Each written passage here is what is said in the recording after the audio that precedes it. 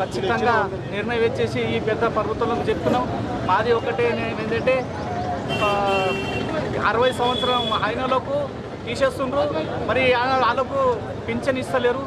మా పింఛన్ ఇవ్వాలి. మళ్ళా కార్మికులు పన్నులు పడి చచ్చిపోతే వాళ్ళకు 12 లక్షలు ఇవ్వాలి. పక్క ప్రభుత్వంకు ఇస్తుండ్రు 10 లక్షలు ఇస్తుండ్రు. మరి మన తెలంగాణలో ఏం ఖర్చుండ్రు ఏమన్నా అయితే మనకు అవి అది మా హక్కులు మాకు ఖచ్చితంగా కావాలి.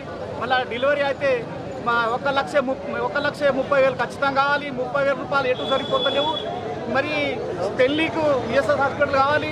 మరి పెళ్ళికి చేస్తే 30,000 రూపాయలలో ఏమొస్తున్నది? చాలా కార్మికులు బిడాలు ఉన్నారు, గరీబులు ఉన్నారు. ఆ గరీబులను దృష్టిలో పెట్టుకొని ఈ ప్రభుత్వం మమ్మల్ని ఆదుకోవాలా. జై కార్మిక, జై జై కార్మిక. నిరాహార దీక్ష రెండవ రోజు భవన కార్మికులు అందరము నిజామాబాద్ జిల్లాలో బంద్ పెట్టి ఇక్కడ ఉన్న అన్ని పనులు బంద్ పెట్టి నిరాహార దీక్ష కూర్చున్నాం.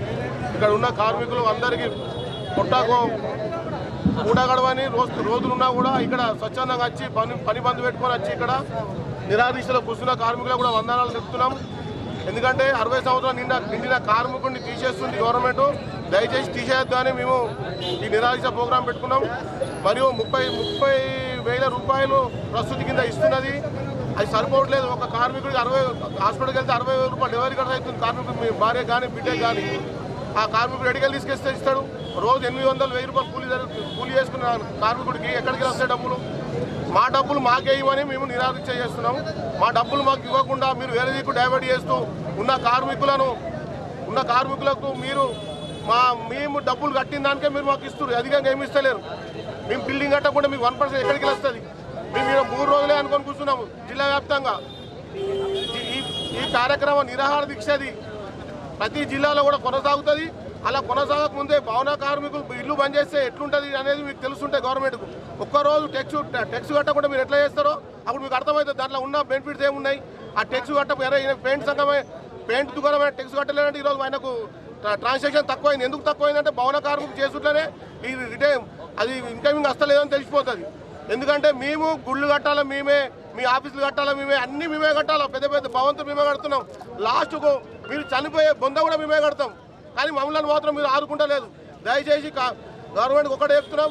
మేము పెద్ద ఎత్తున నిరాహార దిగక ముందే మీరు వచ్చి మా డిమాండ్స్ ఒప్పుకొని మాకు ఇస్తారని గవర్నమెంట్ కోరుకుంటున్నాం. జై భవన కార్మిక,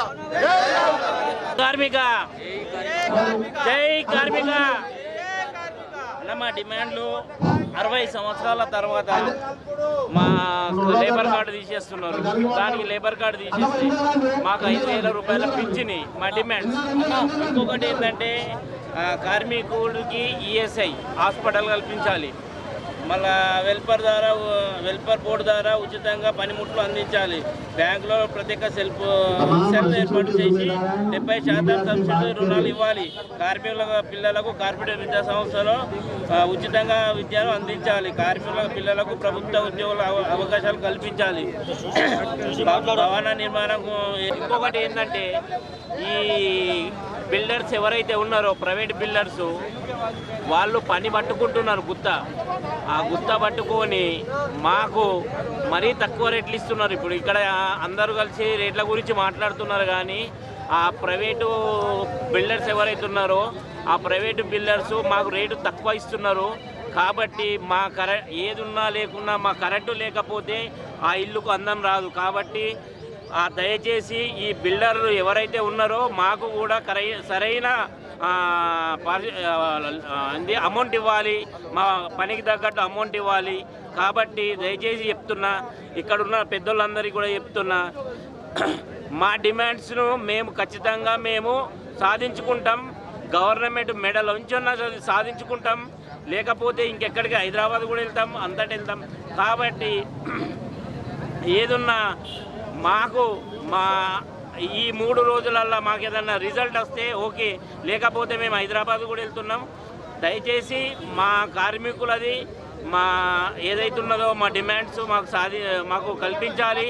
ఎందుకంటే మాకు 60 సంవత్సరాల తర్వాత మాకు ఎటువంటి ఆదాయములు ఉండదు, ఏముండదు. ఇప్పుడు ఒక గవర్నమెంట్ ఎంప్లాయీకి ఆదాయం ఏంటంటే రిటైర్డ్ అయిన తర్వాత ఆయనకు పింఛన్ వస్తుంది, ఆయనకు హఠాత్మగా ఆయనకి ఏమన్నా అయితే వాళ్ళ మిస్సెస్కి వస్తుంది.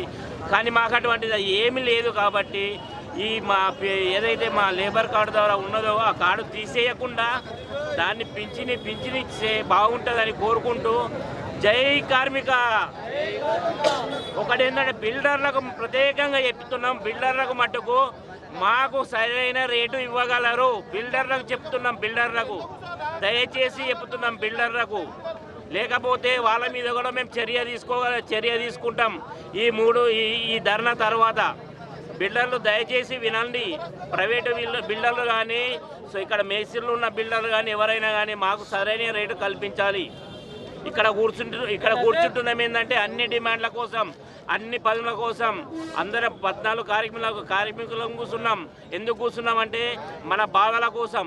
మనకు సరైన అమౌంట్ వస్తలేదు కాబట్టి, మనం చేస్తున్న పనికి తగ్గట్టు పైసలు వస్తలేవు కాబట్టి మనం ఏంటంటే ఈ బిల్డర్ ఒకటి మెయిన్ బిల్డర్లు వచ్చి అందరినీ వడగొడుతున్నారు కాబట్టి ఈ బిల్డర్లను కూడా మేము ఖండిస్తాం.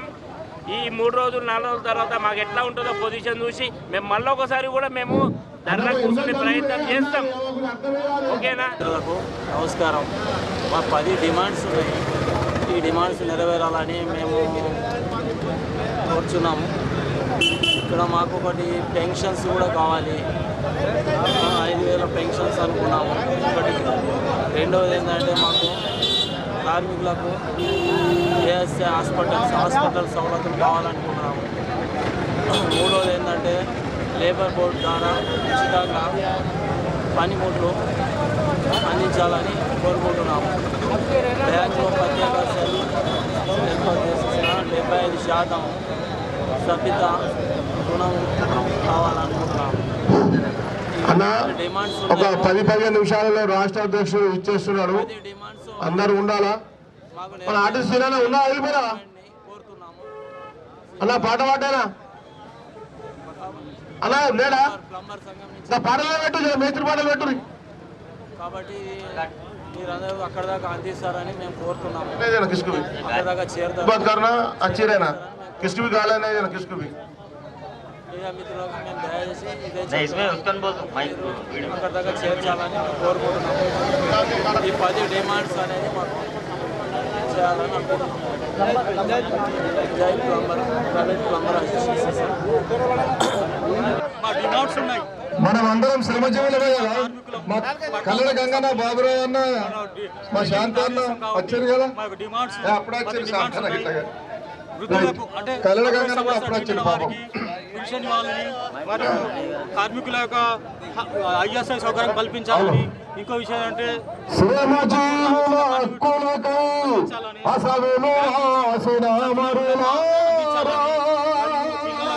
ఉచిత విద్యా సౌకర్యం కల్పించాలని,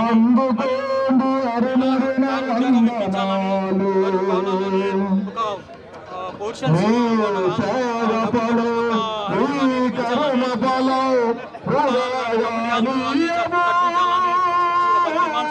దయచేసి మాకు గవర్నర్ తరఫు నుంచి మాకు నమ్మనం.